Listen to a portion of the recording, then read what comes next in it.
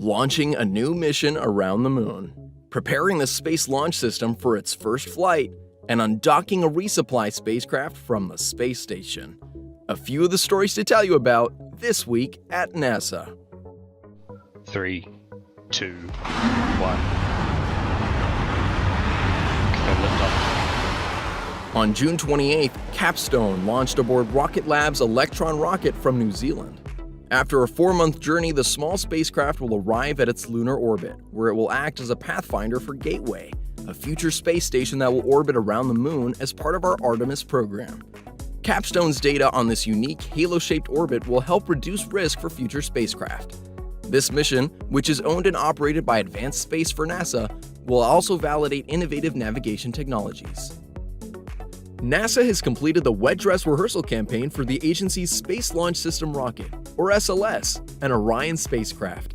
During the final rehearsal on June 20th at our Kennedy Space Center in Florida, teams were able to confirm the timelines and procedures for launch. Next, we'll roll the SLS rocket back to the Vehicle Assembly Building to prepare for the uncrewed Artemis 1 mission around the moon, currently targeted for launch in late August 2022. On June 28th, Northrop Grumman's uncrewed Cygnus spacecraft successfully departed from the International Space Station after more than 4 months at the orbiting outpost.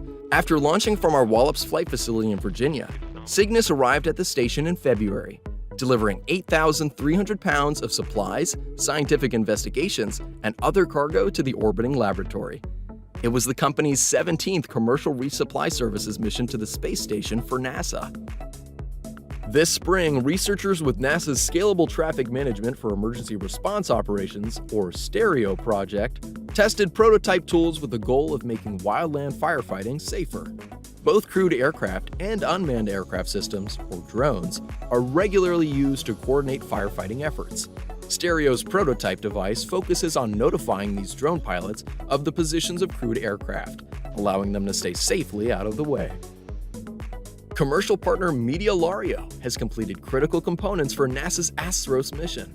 The high-altitude balloon will carry a telescope unit with an 8.2-foot primary mirror 130,000 feet above Antarctica. The mirror will enhance Astros' ability to study stellar feedback, a phenomenon that halts star formation in some galaxies.